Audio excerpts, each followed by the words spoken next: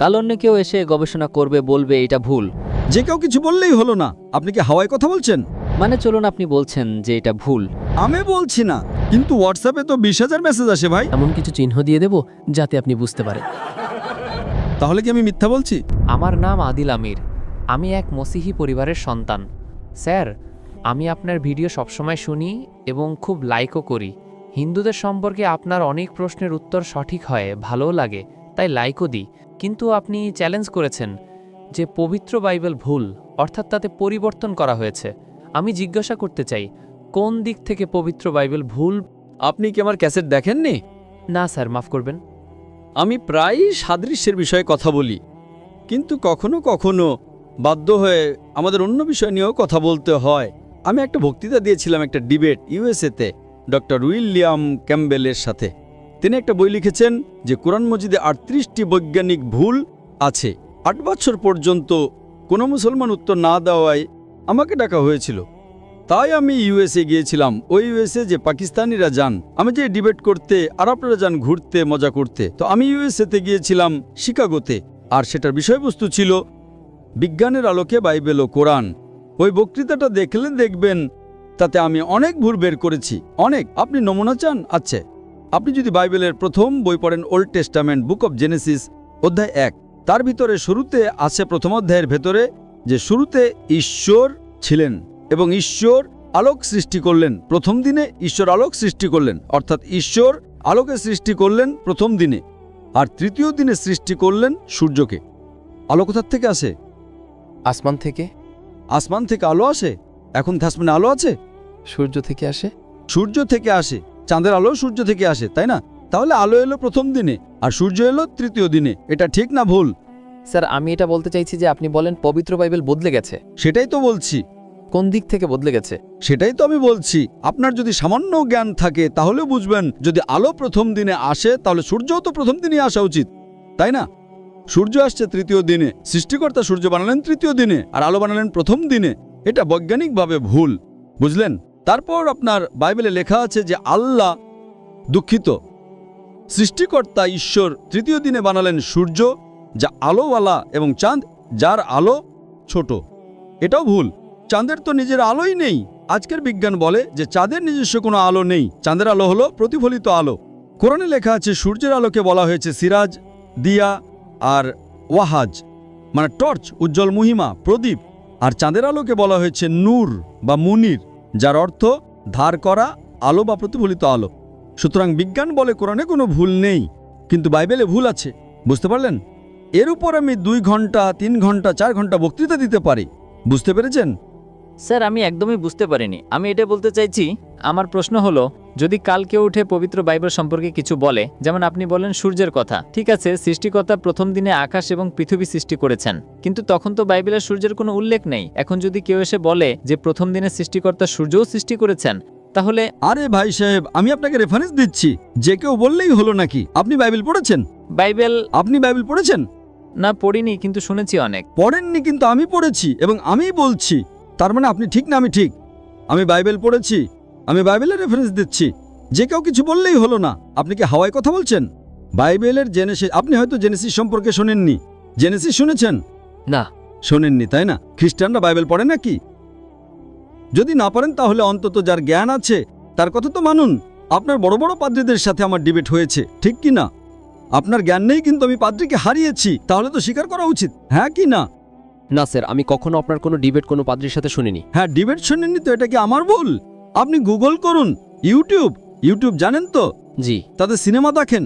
না, সিনেমা না। সিনেমা দেখেন না? ইউটিউবে ডক্টর জাকির নায়েক এবং ডক্টর উইলিয়াম ক্যাম্বেল টাইপ করুন, ডিবেট চলে আসবে, মাত্র 4.5 ঘন্টার, সব পাবেন সেখানে। তারপর আপনি বাইবেল নিন, খুলুন, হিন্দিতে পড়ুন, উর্দুতে পড়ুন, ইংরেজিতে পড়ুন, রেফারেন্সগুলো মিলিয়ে দেখুন। তারপর কাল এটা বলবেন না যে আমি পড়িনি। আপনি পড়েননি, তাহলে যে ব্যক্তি পড়েছে তার সাথে তর্ক করা উচিত না? যে ব্যক্তি পড়াশোনা করেছে, বাইবেল পড়েছে, আপনি বাইবেল না পড়ে তার সাথে তর্ক করছেন, এটা কি ঠিক? ঠিক নয়, কিন্তু আমি এটা বলতে চাই স্যার, যে মানে চলুন, আপনি বলছেন যে এটা ভুল হলো। আমি বলছি না, যেই বাইবেলের উপর গবেষণা করে সেই বলে, আমি একা বলি না। আসলে স্যার, কিভাবে? কাল অন্য কেউ এসে গবেষণা করবে, বলবে এটা ভুল, তারপর প্রমাণও তো করতে হবে যে এটা এমন। এখন ভুল শব্দ তৈরি করে বলা হলো এটা এমন হয়ে গেছে তেমন হয়ে গেছে। এইভাবে তো পবিত্র বাইবেল কখনো ভুল হতে পারে না। পবিত্র বাইবেল নিজের প্রশংসা নিজেই বর্ণনা করে, ও নিজেই নিজের সত্যতা বর্ণনা করে। আপনি কি বাইবেল পড়েছেন? স্যার, আমাদের বড় বড় এখন আমি একজন মেডিকেল ডাক্তার, আপনি যদি বলেন অপারেশন এইভাবে করুন, তাহলে কি আমি আপনার কথা মানব? আপনাকে একজন লোক এসে বলবে ভাই এসব ছাড়ুন, আপনার মা যদি অসুস্থ হন, হার্ট অ্যাটাক হয়, কোনো লোক যে ডাক্তার না সে এসে বলবে এভাবে অপারেশন করুন, আপনি কি মানবেন? মানবেন কি? আপনি কি দেখবেন? আপনি ডিগ্রি দেখবেন, তাই না? ঠিক কি না? আপনার মা যদি কাল অসুস্থ হন, হার্ট অ্যাটাক হয়েছে, রাস্তার কোনো লোক এসে বলবে আমি অপারেশন করব, আপনি তাকে অনুমতি দেবেন? না। আপনি কি দেখবেন? প্রথমে তদন্ত করবেন সে ডাক্তার কিনা, তাই না? জি। যদি সে বলে না আমি ডাক্তারি পড়িনি এবং এসে তর্ক করবে, তো আপনি কি করবেন? দু চারটা চর মারবেন না তাকে? বলবেন ভাই আমার মাকে হাত লাগাবি না, ঠিক কি না? জি। তো আপনি সেই লোকটার মতোই কাজ করছেন। আমি পড়ছি, আমি রেফারেন্স দিচ্ছি, আপনি বলছেন পড়েননি, তারপরও তর্ক করছেন। এত বড় সমাবেশের সামনে আপনি প্রশ্ন করছেন আর আমি রেফারেন্স দিচ্ছি। জেনেসিস অধ্যায় 1, জেনেসিস অধ্যায় 1 ভার্স 1, জেনেসিস অধ্যায় 1 ভার্স 4, আর আপনি বলছেন আমি পড়িনি। আসলে স্যার আপনি আমাকে এটা উর্দুতে বলে দিন। আমি তো উর্দুতেই বলছি। আপনি বলে দিন কিসে লেখা আছে। এটা কি ইঞ্জিলে লেখা নাকি পুরানো ওল্ড টেস্টামেন্টে লেখা, কিসে লেখা আছে? জেনেসিস আদি পুস্তক, উর্দুতেও এটাকে জেনেসিসই বলে। আপনি পড়েননি তো? বাইবেলে কটা বই আছে? আমি কখনো এত গবেষণা বা পড়াশোনা করিনি। তাহলে যে পড়েছে তার কথা তো মানুন। পড়েননি আর তর্ক করছেন, এটা স্কুলে গিয়ে শিক্ষকের সাথে তর্ক করার মতো করছেন। এখনো আপনি বলবেন যে আপনি যে সত্যি বলছেন তার কি প্রমাণ? বাইবেলে 66টি বই আছে। কটা? 66। 66। যদি আপনি প্রটেস্ট্যান্ট হন, যদি আপনি ক্যাথলিক হন, তাহলে 73টি। 70 আর 3 কত? 73টি। হ্যাঁ, এখন আপনার মনে ঘুরপাক খাচ্ছে। আপনি কি জানতেন যে বাইবেলে 73টি বই আছে? জানতেন কি জানতেন না? না, শুনিনি কখনো। তাহলে কি আমি মিথ্যা বলছি? আপনি শোনেননি? এতে ভুলটা আমার না আপনার। আপনি আপনার পাদ্রীকে জিজ্ঞাসা করুন। ঠিক আছে স্যার, মাফ করবেন। আপনি এক স্রষ্টা বিশ্বাস করেন? জি। আপনি ঈসা আলাইহিসসালাম কি স্রষ্টা মানেন? জি। কি প্রমাণ আছে? কোথায় লেখা আছে যে ঈসা আলাইহিসসালাম স্রষ্টা? আপনি যদি আমাকে বাইবেলের ভিতর থেকে এমন একটা জায়গা দেখাতে পারেন যেখানে ঈসা আলাইহিসসালাম নিজে স্পষ্টভাবে বলেছেন যে আমি স্রষ্টা, তাহলে আমি আজকেই খ্রিস্টান ধর্ম গ্রহণ করতে প্রস্তুত। কেউ আপনাকে বোকা বানিয়েছে? কি বানিয়েছে? মাফ করবেন স্যার, আমি আপনার হোয়াটসঅ্যাপে আয়াতগুলো পাঠিয়ে দেব, আপনি অবসর সময় পড়বেন স্যার। বাকিটার জন্য মাফ করবেন। এখন কি আয়াত মনে নেই? আসলে স্যার এখন আমার মনে নেই, আমি কোনো ভুল শব্দ বলতে চাই না। আপনার হোয়াটসঅ্যাপ নাম্বার আমি সেভ করে নিয়েছি। কিন্তু হোয়াটসঅ্যাপে তো 20,000 মেসেজ আসে ভাই। আপনার নাম্বার আসবে কি আসবে না কে জানে? আপনার মেসেজটা তো দেখে তো আমাকে দেবেই না, বলবে বোকার মতো প্রশ্ন, একপাশে রাখো। 20,000 প্রশ্ন থেকে বেছে আমাকে 100টা ভালো প্রশ্ন দেওয়া হয়, সেই 100টা থেকে আমি 20টা বাছি। কি সম্ভাবনা আছে যে আপনারটা আমি পাবো? 0.0001%। ঠিক? স্যার আমি এমন কিছু চিহ্ন দিয়ে দেব যাতে আপনি বুঝতে পারেন। কেমন চিনো? আপনি আপনার ব্যক্তিগত নাম্বার দিন, আমি তাতে পাঠিয়ে দেব যদি আপনার মনে হয় তো। আমি কি বোকা? আপনি কি আমাকে বোকা মনে করেন? এখানে আপনি এত সময় নষ্ট করছেন, এত লোক আসছে, আর আপনি বলছেন যে ঈসা আলাইহিস সালাম স্রষ্টা। এটা বাইবেলে লেখা আছে। আপনার যে পাদ্রীরা আমার সাথে ডিবেট করে তারা প্রমাণ করতে পারেনি, আর আপনি প্রমাণ করতে চলেছেন। স্যার কত এত পণ্ডিতদের সাথে বিতর্ক হয়েছে। আমি অনেক পণ্ডিতকে পরাজিত করেছি। একটা পণ্ডিত যার যোগ্যতা আছে সে আমার সামনে তো আসুক, ঠিক কি না? আপনার পাকিস্তানে যদি কোনো খ্রিস্টান পণ্ডিত থাকেন যিনি তার বক্তৃতার জন্য 20,000 মানুষ নিয়ে আসতে পারেন, আমি তার সাথে ডিবেট করতে প্রস্তুত। পাকিস্তানেই ডিবেট করে নেব, ঠিক কি না? বাইরে যাওয়ার দরকার নেই। জি ঠিক আছে, খোদা হাফেজ। খোদা হাফেজ। আমার নাম জাকফা ইসনান। আমার বয়স 22 বছর এবং আমি পশ্চিম বান্দুংয়ে কাজ করি। আমি একজন মুসলিম। আমি একজন অপারেটর। আমার একটি প্রশ্ন আছে। আসলে প্রশ্নটি আমার একজন অমুসলিম বন্ধুর পক্ষ থেকে। তার প্রশ্ন ঈশ্বরের অস্তিত্ব নিয়ে। মুসলিমদের কাছে ঈশ্বরের কোনো প্রতিমূর্তি নেই কেন? আমি ডক্টর জাকির নায়েকের ভিডিওর মতো করেই উত্তর দিয়েছিলাম। যজুর্বেদের রেফারেন্স দিয়ে বলেছিলাম তার কোনো প্রতিমূর্তি নেই, বা সংস্কৃতি যেমন বলা হয় চিত্র, ছবি বা মূর্তি নেই। কিন্তু সে পাল্টা প্রশ্ন করে, এটা কি যৌক্তিক যে তুমি এমন একজনের উপাসনা করছো যাকে তুমি দেখতে কেমন তা জানোই না? ধন্যবাদ। ভাই প্রশ্ন করেছেন যে আমরা কিভাবে কোনো প্রতিমূর্তি ছাড়া ঈশ্বরের উপাসনা করতে পারি। প্রথমত, আপনি যদি কোনো ঈশ্বরের প্রতিমূর্তি তৈরি করেন তবে আপনি তাকে ছোট করছেন বা অবমাননা করছেন। কারণ বেদ বলে ঈশ্বরের কোনো প্রতিমূর্তি নেই, বাইবেল বলে ঈশ্বরের কোনো প্রতিমূর্তি নেই, কোরআনও বলে ঈশ্বরের কোনো প্রতিমূর্তি নেই। তাহলে আপনি কিভাবে প্রতিমূর্তি বানান? এটা আমাকে কোরআনের একটা ঘটনার কথা মনে করিয়ে দেয়, যেখানে মুসা আলাইহিস সালাম আল্লাহকে বলেছিলেন, আমি আপনাকে দেখতে চাই। তখন আল্লাহ তাকে বলেন, আমি পাহাড়ের উপর আমার নূর প্রকাশ করব, তুমি দেখো পাহাড়ের কি হয়। আর যখন তিনি পাহাড়ের উপর আল্লাহর নূর দেখেন, তখন মুসা আলাইহিস সালাম জ্ঞান হারিয়ে পড়ে যান। তিনি আল্লাহকে দেখেননি, তবুও পড়ে গিয়েছিলেন। এটাই আল্লাহ সুবহানাহু ওয়া তাআলার মহত্ব। আপনি প্রশ্ন করেছেন কিভাবে প্রতিমূর্তি ছাড়া আল্লাহর উপাসনা করা যায়। হ্যাঁ, আপনি যাকে শুনিয়ে ভাবতে চান তার জন্য ছবি থাকাটা আবশ্যক নয়। উদাহরণস্বরূপ, বিশ্বাস করার জন্য ছবি থাকাটা জরুরি নয়। ধরুন, কেউ আপনাকে বলল আমেরিকা খুব সুন্দর একটি দেশ এবং আপনি সেখানে যেতে চান, তাহলে সেখানে যাওয়ার জন্য কি আমেরিকার ছবি দেখা আবশ্যক? না। সব কিছুই আবশ্যক নয়। বিশেষ করে আমরা ইসলাম এবং অন্যান্য ধর্ম বিশ্বাস করি যে আল্লাহ সুবহানাহু ওয়া তাআলা এতটাই মহান যে এই জীবনে আপনি তাকে দেখতে পারবেন না, পরকালে দেখতে পারবেন যদি আপনি জান্নাতে চান। সুতরাং উপাসনার জন্য ছবি থাকা আবশ্যক নয়। আমরা কি করি? আমরা আল্লাহ সুবহানাহু ওয়া তাআলার নির্দেশনা অনুসরণ করি। আমরা যখন ইবাদত করি তখন কিয়ামে দাঁড়াই, রুকু করি, সিজদা করি। যখন আপনি সিজদা করেন তখন আপনি আল্লাহ সুবহানাহু ওয়া তাআলার সামনে প্রণত হন এবং বলেন যে তিনিই সর্বশ্রেষ্ঠ। কারণ আমাদের শরীর আমাদের নিয়ন্ত্রণে, আমাদের মন সরাসরি আমাদের নিয়ন্ত্রণে নয়। সুতরাং যখন আপনি সিজদা করেন, আপনি শরীরের সবচেয়ে উপরের অংশ কপাল মাটির সবচেয়ে নিম্নের অংশে রাখছেন এবং বলছেন সুবহানা রাব্বিয়াল আলা, মহিমান্বিত আমার প্রভু যিনি সর্বোচ্চ। সুতরাং এটা একটি উপাসনার রূপ।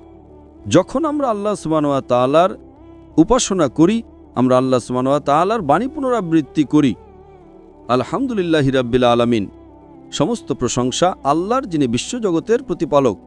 আপনি আমাকে একটা কথা বলেন, যে ঈশ্বরের যে সমস্ত প্রতিমূর্তি আপনি দেখেছেন যা অন্যান্য ধর্মাবলম্বীরা ভুলবশত তৈরি করে, সেই ছবিগুলোর মধ্যে অনন্য কি আছে বলুন তো? আপনার আর আমার মতোই একটা নাক, একটা মুখ, দুটো চোখ, এ তো মহান কি আছে? সিনেমার নায়ক নায়িকারা তো তাদের থেকেও দেখতে সুন্দর, ঠিক না ভুল? ভুল। আপনি বুঝতে পারছেন না? হ্যাঁ। সিনেমায় যে নায়কদের দেখেন তারা কি ঈশ্বরের ছবিগুলোর চেয়ে দেখতে সুন্দর নয়? হ্যাঁ। তারা যে ছবি দেখে উপাসনা করে তাতে এমন কি আছে যেটা তাকে ঈশ্বর বানায়? আমি যদি সেই ছবি দেখি, আমার তো উপাসনা করতে ইচ্ছে করবে না, কারণ সে তো আমার মতোই দেখতে, ঠিক? হ্যাঁ। আমি কেন এমন একজনের উপাসনা করব যার গুণাবলী আমার মতোই? একটা নাক, একটা মুখ, দুটো চোখ, এ তো অনন্য কি আছে? আল্লাহ বলেন, ওয়াল্লাম ইয়াকুল্লাহু কুফুয়ান আহাদ, এবং তার সমতুল্য কিছুই নেই। যে মুহূর্তে আপনি ঈশ্বরকে এই পৃথিবীর কোনো কিছুর সাথে তুলনা করতে পারবেন, সেদিন থেকে তিনি আর ঈশ্বর নন। এটাই তার সংজ্ঞা। ইসলামে আল্লাহর সংজ্ঞা হলো তার মতো কিছুই নেই। আর আপনি বলছেন আমাকে একটা ছবি দিন। যে মুহূর্তে আপনি ঈশ্বরের একটা ছবি তৈরি করবেন, সেটার ঈশ্বর হতে পারে না। আপনি কি বুঝতে পারছেন? হ্যাঁ। ইসলামে যে মুহূর্তে আপনি ঈশ্বরের একটা ছবি তৈরি করবেন, সেটা আর ঈশ্বর হতে পারে না, কারণ ঈশ্বর অনেক ঊর্ধ্বে। আমরা তার উপাসনা করি তার ক্ষমতার জন্য। তিনি আমাদের স্রষ্টা, আমাদের প্রতিপালক। আমরা তার নিদর্শন দেখে তার উপাসনা করি। সূর্য তার নিদর্শন, চাঁদ তার নিদর্শন, তারা তার নিদর্শন। বুঝতে পারছেন? হ্যাঁ। আমরা যে নিয়ামত পেয়েছি তার জন্য তার উপাসনা করি। আমাদের কাছে যে কোরআন আছে, যখন আমরা তা পড়ি তখন তার প্রতি আমাদের ঈমান দৃঢ় হয়। এটা কোনো ছবির মাধ্যমে হয় না। ছবি তো আমাকে ঈশ্বর থেকে দূরে সরিয়ে দেবে, যদি সেটাই ঈশ্বর হয়। একজন ঈশ্বর অন্য ঈশ্বরের সাহায্য চাইছে, একজন ঈশ্বর অন্য ঈশ্বরকে হত্যা করছে, ঈশ্বর 3 দিনের জন্য মারা যাচ্ছেন। যদি ঈশ্বর 3 দিনের জন্য মারা যান, তাহলে আপনি কেন এমন ঈশ্বরের উপাসনা করবেন? ঠিক না ভুল? কোন ঈশ্বরের ছবি আপনার সবচেয়ে ভালো লাগে বলুন তো? কোন ঈশ্বর? আমার মনে হয় কোনোটিই নয়। সুতরাং ঈশ্বরের কোনো ছবি বা প্রতিমূর্তি না থাকাই তাকে সর্বোচ্চ মর্যাদায় উন্নত করার সেরা উপায়। আশা করি উত্তরটা পেয়েছেন। জি, আপনাকে ধন্যবাদ। আসসালামু আলাইকুম। আমার নাম আব্দুল বাসিত রিন্দ। আমি একজন সোশ্যাল মিডিয়া ইনফ্লুয়েন্সার। আমার বিভিন্ন প্ল্যাটফর্মে মিলিয়ন মিলিয়ন ফলোয়ার আছে সোশ্যাল মিডিয়া প্ল্যাটফর্মে। আমার প্রশ্ন হলো যে আমি এক মুসলিম পরিবারে জন্মেছি। আমার বাবা মা মুসলমান ছিলেন। আমি এক নিষ্পাপ শিশু। আমি তো কিছুই জানতাম না। আমি যখন জন্মেছি এবং বড় হয়েছি, তখন আমার মন সেই জিনিসটিকে মেনে নেই যা আমার বাবা মা আমাকে শিখিয়েছেন। যেহেতু আমি মুসলিম পরিবারে জন্মেছি, তাই আমি ইসলামকে মন থেকে সত্য মনে করি। এখন যেমন আমাদের লক্ষণ ভাই এসেছিলেন, একজন নিষ্পাপ শিশু, সে কিছুই জানে না যে ধর্ম কি, রিলিজিয়ন কি, আর সে যদি খ্রিস্টান পরিবারে জন্মায় বা হিন্দু পরিবারে জন্মায়, তো সে সেই জিনিসটাকেই ফলো করে, সেই জিনিসটাকেই তার মন মেনে নেয় যা তার বাবা মা তাকে শিখিয়েছেন এবং তার মনে ঢুকিয়েছেন। তো সে যদি খুব ভালো একজন মানুষ হয়, সে খুব ভালো একজন মানুষ, সে মানুষের সাহায্যও করে, খেয়ালও রাখে, খুব ভালো মানুষ। কিন্তু যদি সে এই অবস্থায় মারা যায়, তাহলে কি সে জাহান্নামে যাবে না জান্নাতে যাবে? যদি জাহান্নামে যায়, তো এটা কি ন্যায় না অন্যায়? ভাই সাহেব, আপনার নাম কি বলেছিলেন? আব্দুল বাসিত রিন্দ। আব্দুল বাসিত বাসিত রিন্দ। রিন্দ।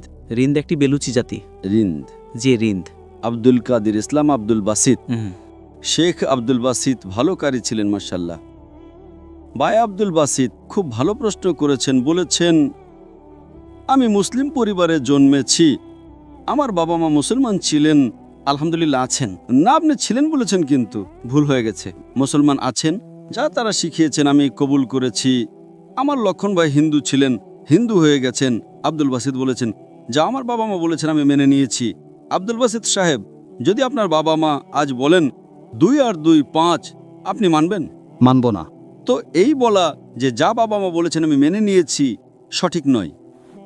যখন আপনি শিশু ছিলেন তখন হয়তো মেনে নিতেন, ঠিক 2 বছর বয়সে মা বললেন 2 আর 2 5, তখন আপনি হ্যাঁ বলবেন, ঠিক কিনা? আজ বললে কি আপনি মানবেন?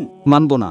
Very good. তো ইসলামের এই কথা আল্লাহ রাসূল সাল্লাল্লাহু আলাইহি সাল্লাম বলেন যে যতক্ষণ শিশু প্রাপ্তবয়স্ক না হয় ততক্ষণ তাদের উপর কলম লেখা হয় না, অর্থাৎ সে নিষ্পাপ।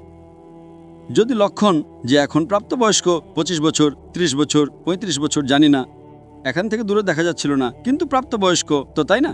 যদি কোনো অমুসলিম হিন্দু পরিবারে জন্মায় বা খ্রিস্টান পরিবারে জন্মায় এবং প্রাপ্তবয়স্ক হওয়ার আগে 10 বছর বয়সে বা 8 বছর বয়সে তার মৃত্যু হয়ে যায়, তাহলে সে জাহান্নামে যাবে না, কারণ সে নিষ্পাপ। আপনি বুঝছেন? হ্যাঁ। কিন্তু একজন মানুষ যখন প্রাপ্তবয়স্ক হয়ে যায় তখন সে দায়ী। বাবা মাকে দোষী করা যাবে না। আজকের তারিখে আমি আপনাকে জিজ্ঞেস করেছি, আপনার বাবা মা বলবেন 2 আর 2 5, আপনি মানবেন? আপনি বলেছেন না। তার মানে আজ আপনার বাবা, আপনার মাতা যদি কোনো ভুল কথা বলেন, আপনার জ্ঞান বুদ্ধি এসেছে, আপনি কিছু কিছু ক্ষেত্রে ভুল জিনিসটা মেনে নেবেন, কিন্তু বেশিরভাগ ভুল জিনিসটাই মানবেন না। আপনি আপনার বাবা মাকে ভালোবাসেন, বাবা মাকে ভালোবাসেন, তার মানে এই না যে আপনি তাদের বিরুদ্ধে, কিন্তু এখন আপনি প্রাপ্তবয়স্ক হয়ে গেছেন, বুঝলেন? তো এই বলা যে কারণ বাবা মা, কোরআনের আয়াত এটা যে কাফের, এটা বলতে পারবে না যে তাদের বাবা মা কাফির ছিলেন, এটা যথেষ্ট নয়। কোরআনের আয়াত এটা। তো তার মানে যদি শৈশবে কোনো শিশুর ইন্তেকাল হয়ে যায়, সে মুসলিম পরিবার থেকে হোক বা অমুসলিম পরিবার থেকেও, যদি প্রাপ্তবয়স্ক না হয় তো কলম তাদের উপর চলে না, তারা জাহান্নামে যাবে না। কাফের একবার প্রাপ্তবয়স্ক হয়ে গেলে তাদের জ্ঞান হয়ে যায়, তারপরে এই জন্য আল্লাহ রাসূল সাল্লাল্লাহু আলাইহি ওয়াসাল্লাম বলেন যে প্রত্যেকটি শিশু দ্বীনের ফিতরতে জন্মায়, তারপর তার বাবা মা তাকে মূর্তি পূজা শেখায়, তাকে আগুন পূজা করতে শেখায় এবং সে মূর্তি পূজা করতে শুরু করে। শিশু হলে ক্ষমা হয়ে যাবে, প্রাপ্তবয়স্ক হয়ে গেলে তার জ্ঞান এসে যায়, তো সে দায়ী। তো যদি একজন মানুষ প্রাপ্তবয়স্ক হয়ে যায় 25 বছর 30 বছর বয়সে, শিরক করে এবং তার ইন্তেকাল হয়, তো সে দায়ী। আপনি আমাকে কথা বলার জন্য জিজ্ঞেস করেছেন যে আপনি মনে করেন শুধু মুসলমান হয়ে জন্মালেই জান্নাতে যাবে। ইসলামে জান্নাতে যাওয়ার জন্য 4টি জিনিসের প্রয়োজন। আমি বলেছিলাম ঈমান, আমলে সলেহাত, ঈমান, রাইচিয়াস ডিড, ওয়া তাওয়াসাউ বিল হক। হকের দিকে ডাকো এবং সবরের দিকে ডাকো। 4টি জিনিসের প্রয়োজন। আপনি খুব ভালো মানুষ হবেন, নামাজ পড়বেন 5 ওয়াক্ত, হজে যাবেন, রোজা রাখবেন, কিন্তু যদি আপনি দাওয়াত না দেন তো আপনি সাধারণত জান্নাতে যাবেন না। আল্লাহ সুবহানাহু ওয়া তাআলা আপনাকে মাফ করতে চান এবং জান্নাতে দিতে চাইলে সেটা আল্লাহর ইচ্ছা, তিনি দিতে পারেন, কিন্তু সাধারণত আপনি জান্নাতে যাবেন না। একইভাবে অনেক অমুসলিম মুসলমান হচ্ছে লাখো লাখো সংখ্যায়, আপনি বুঝছেন? তো লাখো লাখো সংখ্যায় অমুসলিম ইসলাম কবুল করছে, তারা জান্নাতে যাবে কিনা? হ্যাঁ, যাবে কিনা? অবশ্যই যাবে। আর একজন মানুষ আজ যদি ইসলাম কবুল করে, আল্লাহ রাসূল সাল্লাল্লাহু আলাইহি সাল্লাম বলেন তার সব গুনাহ মাফ। আমার চেয়ে আপনার চেয়ে ভালো হবে, তাই না? আমরা যতই ভালো হই ছোটখাটো গুনাহ তো করি। তো এই বলা, তো এটা আল্লাহ সুবহানাহু ওয়া তাআলার হিকমত। لا إكراه في الدين. আমাদের দিনে কোনো জোরজবস্তি নেই। আপনি বলবেন না, কিন্তু চান্স আছে যে সে অমুসলিম হয়তো জন্মেছে, তো ইসলাম করার চান্স কম। একদম সঠিক, কম। মুসলমান হওয়ার পরেও আজকের অবস্থা দেখে কি মনে হয় যে আমরা জান্নাতে যাব? সে মহিলা কি বলছিল যে শিশুকামিতা করে জান্নাতে যাবে? আপনার কি মনে হয়? সেটা তো আমাদের ইসলামিক শিক্ষায় নেই, একদমই না। কিন্তু জান্নাতে যাবে কি? সে মুসলমান যদি নিজেকে মুসলমান বলে আর পেডোফিলিয়া করে, জান্নাতে যাবে? একদম না। যদি সেই মহিলা সঠিক হয় যে পেডোফিলিয়া আছে, তো তার প্রথম অংশ ভুল, সে মুসলমানই নয়। হ্যাঁ, নাম হবে, কালিমা পড়বে, কিন্তু এটা বলা যে আমরা দিনই এটা ভুল। যদি সে ক্ষমা প্রার্থনা করে, আল্লাহ তাকে মাফ করতে পারেন যে কোনো গুনাহ, কিন্তু এটা বলা যে ইসলামিক নামের মুসলমান হবে বা অনুশীলনকারী মুসলমান হবে। তো আমাদের ভুল বোঝাবুঝি আছে যে মুসলমান পরিবারে জন্মালো তো জান্নাতের টিকিট পেয়ে গেল, এটা আমাদের ভুল বোঝাবুঝি। আমি নিজেও জিহাদ করছি, আমিও জানি না আমার জান্নাতের টিকিট আছে কিনা, এজন্য আমি মেহনত করি, রাত জাগি, দোয়া করে আল্লাহ তাআলা কবুল করুন। আল্লাহ রাসূল সাল্লাল্লাহু আলাইহি সাল্লাম প্রতিদিন 70 বার ইস্তেগফার করতেন। কতবার? 70 বার। আল্লাহ রাসূল পৃথিবীর সবচেয়ে সেরা মানুষ, সবচেয়ে বেশি মুসলমান 70 বার ইস্তেগফার করতেন। বলতেন যে আমার রব যে আমাকে এত নিয়ামত দেয়, আমি যা কিছু করি মাফ করে, আমি যদি ইস্তেগফার না করি তো কে করবে? তো এটা আজকের আমাদের সমাজে ভুল বোঝাবুঝি আছে যে আমরা মুসলমান তো ব্যাস জান্নাতের টিকিট পেয়ে গেলাম। আমরা দোয়া করি আল্লাহ তাআলা আমাদের মাফ করুন। তো আল্লাহ সুবহানাহু ওয়া তাআলা যদি কোনো অমুসলিম জন্মায় এবং প্রাপ্তবয়স্ক হওয়ার আগে মারা যায়, তো সে জাহান্নামে যাবে না। প্রাপ্তবয়স্ক হওয়ার পর তার ভুল আছে, সে দায়ী। যেভাবে আপনি বলেন 2 আর 2 5 আমি মানব না, তো সে কেন মানবে যে মূর্তি পূজা ভুল? আপনি বুঝছেন? কারণ আল্লাহ সুবহানাহু ওয়া তাআলা আমাদের সৃষ্টিকর্তা, আমাদের মালিক, তিনি এত নিয়ামত দিয়েছেন আমাদের, আমরা তার শুকরিয়া আদায় করতে পারি না। গণিতে ভুল করা কি একটু গুনাহ? যদি কোনো মুসলমান 2 আর 2 5 বলে জান্নাতে যাবে? আপনি বলবেন ভাই জ্ঞান নেই, গণিতে দুর্বল, ঠিক কিনা? আপনি তো তাকে মারতে পারবেন না, তাই না? পারবেন না। তো কে বড় গুনাহগার, 2 আর 2 5 বলা লোক নাকি যে মূর্তি পূজা করে? মূর্তি পূজা অবশ্যই। আল্লাহ আমাদের এত নিয়ামত দিয়েছেন, তাই না? আমরা আল্লাহর শুকরিয়া আদায় করি। কত লোক শুকরিয়া আদায় করে যে আল্লাহ আমাদের এত ভালো ঘর দিয়েছেন, এত ভালো পোশাক দিয়েছেন, এত ভালো গাড়ি দিয়েছেন, খাবার দিয়েছেন। আমরা কতবার শুকরিয়া আদায় করি পানি পান করার জন্য। যদি কিছুদিনের জন্য 2-3 সপ্তাহের জন্য পানি না পায় মারা যাব, কতবার শুকরিয়া আদায় করি? আমি জিজ্ঞেস করতে চাই, এই বিশাল মজমা থেকে কত লোক আল্লাহর শুকরিয়া আদায় করেছে যে তিনি আমাদের শ্বাস অক্সিজেন দিচ্ছেন? কত লোক আল্লাহর শুকরিয়া আদায় করেছে? হাত উপরে করো। শ্বাস প্রশ্বাসের জন্য, পানির জন্য নয়। যে আল্লাহ তাআলা আমাদের বাতাস দিচ্ছেন যাতে আমরা বাঁচতে পারি, আধা ঘন্টার জন্য আমরা বাতাস না পেলে মারা যাব। কত লোক আল্লাহর শুকরিয়া আদায় করেছে শ্বাস প্রশ্বাসের জন্য? 4-5%। মাশাআল্লাহ, আপনি হয়তো আমার লেকচার শুনেছেন। আপনি লেকচার শুনেছিলেন জীবনের উদ্দেশ্য কি? কত লোক আমার লেকচার শুনেছে আজকের আগে? জীবনের উদ্দেশ্য কি? হাত উপরে করো। মাশাআল্লাহ, তার চেয়ে বেশি সংখ্যা। মানে আপনি যদি লেকচার শুনে থাকেন, তো লেকচার আমি এটাই বলি, এখানে একটু সময়ের অভাব ছিল, তাই লেকচারের পর আমি বলছি আমি যে শ্বাস নেই তার তো শুকরিয়া আদায় করা উচিত। তো আমরা কত অকৃতজ্ঞ। আল্লাহ তাআলা বলেন, যখন আল্লাহ তাআলা আপনার সব মুশকিল দূর করে দেন, আপনি আল্লাহকে ভুলে যান, মুশকিল এলে আবার আল্লাহকে স্মরণ করেন। তো আপনার প্রশ্ন সম্পর্কে, যদি একজন অমুসলিম প্রাপ্তবয়স্ক হয়ে যায়, হওয়ার পর তার ক্ষমা নেই, হওয়ার আগে ক্ষমা আছে। স্যার, আমি ভাগ্যবান যে আমি মুসলিম পরিবারে জন্মেছি, কিন্তু তুলনামূলকভাবে যদি কেউ খ্রিস্টান পরিবারে জন্মায়, তো এটা তো তার ভুল নয় যে সে ওই পরিবারে জন্মেছে, তার জন্য তো বেশি মুশকিল হবে, তাই না? ভাই সাহেব, আপনি আমার প্রশ্নের জবাব শুনেছেন কি শোনেননি? হ্যাঁ, অবশ্যই শুনেছি। আমি এর জবাব দিয়েছি কি না? স্যার, কিন্তু জন্মানোর উপর তো তার অধিকার নেই। সে মুসলিমও হতে পারে এবং অমুসলিমও হতে পারে। আপনি আমার জবাব শুনেছেন কি শোনেননি? শুনেছি, অবশ্যই। আমি আপনার প্রশ্নের জবাব দিয়েছি কি না? দিয়েছেন অবশ্যই। তো দিয়েছি, তো আবার কেন পুনরাবৃত্তি করছেন? আমি স্পষ্ট বলে দিয়েছি, মুসলিম পরিবারে জন্মানো জান্নাতের টিকিট নয় এবং অমুসলিম পরিবারে জন্মানো জাহান্নামের টিকিট নয়। কিন্তু তার জন্য বেশি মুশকিল হবে, তাই না, যে খ্রিস্টান হবে তার জন্য। আপনার মনে হয় ভুল বুঝাবুঝি আছে যে আমি শতভাগ জান্নাতে যাব, আমি কষ্ট কেন করছি, কেন আমি দুনিয়াভর ঘুরছি, কেন আল্লাহ রসুল বলেন যে লা ইলাহা ইল্লাল্লাহ মুহাম্মাদুর রাসূলুল্লাহ, সে জান্নাতে যাবে, কিন্তু কালিমার উপর আমল তো করতে হবে। আমরা যে মুসলমানদের অবস্থা দেখছি, আমার তো মনে হয় না। একদম না, একদম না। আপনি আমার জবাব বুঝছেন? আমি বুঝছি অবশ্যই। আমরা 25%, 2 বিলিয়ন কত আরব হয়? 2 আরব, আরব তো অনেক এখানে। তো এটা আমাদের ভুল বুঝাবুঝি। আমরা ভুল বুঝাবুঝি শিকার যে আমরা জান্নাতে যাব। আমরা বলি ইনশাল্লাহ আল্লাহ আমাদের গুনাহ ক্ষমা করবে, তো ইনশাল্লাহ জান্নাতে যাব। তো এটা আল্লাহ সুবহানাহু ওয়া তাআলা বলেন কোরআনে, কোনো কাফের আল্লাহর ন্যায় বিচারকে অস্বীকার করবে না। এটা বলবে না যে আমার সাথে অন্যায় হয়েছে যেভাবে আপনি বলছেন। সে বলবে আল্লাহ তাআলা আমাকে আরও একটি সুযোগ দিন। আল্লাহ বলবেন সময় শেষ, এই দুনিয়াতে অনেক সুযোগ দিয়েছি। ঠিক তাই না? অনেক লেকচার মিলেছে, হয়তো জাকির নায়েকের লেকচার শুনেছে, এখন লক্ষণ আমার লেকচার শোনার পর মূর্তি পূজা করবে, আপনি তাকে দোষী করবেন কি না? অবশ্যই আপনি যুক্তিক বলেছেন যে যদি সে আখেরাতে বলে আল্লাহ তাআলা আমার জানা ছিল না যে মূর্তি পূজা ভুল, আরে আমি তো স্বামী প্রভুপাদের কথা মেনেছি, ও ডক্টর জাকির নায়েকের কথা মানেনি, ফেসে যাবে কি না? আর হয়তো আপনি জানেন না ডক্টর জাকির নায়েকের কথা আজকের তারিখে কোটি কোটি অমুসলিম শুনে, কোটি কোটি। সুবহানাল্লাহ, আলহামদুলিল্লাহ। তো যদি আমার কথা আমি বলি যে আমি খুব মহান, আমি ছোটখাটো একজন দায়ী, আল্লাহকে বলি, তো আমাদের এই কর্তব্য যে কোনো অমুসলিমকে পাই তাকে বলো। আপনি কত অমুসলিমকে দাওয়াত দিয়েছেন? আপনি ইউটিউব ইনফ্লুয়েন্সার। আমি আপনার ব্যক্তিগত জীবনে যেতে চাই না। ইউটিউব ইনফ্লুয়েন্সার ভালো হয়, খারাপও হয়, ইসলামিকও হয়, গায়ের ইসলামিকও হয়। আমার ইউটিউবারদের সাথে চ্যাট হয়েছিল, পডকাস্ট, ঠিক তাই না? তো এই জিনিস যে আপনার দেখা উচিত।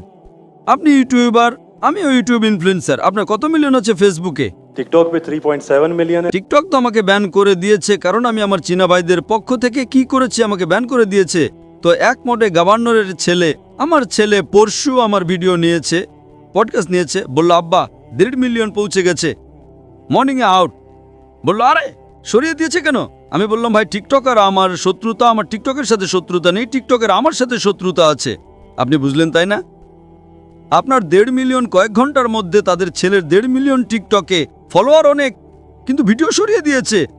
যারা উইঘুর মুসলিম তাতে সমর্থন করেছি, আপনিও সমর্থন করবেন, আপনাকেও ব্যান করে দেবে। তো সামনে থেকো।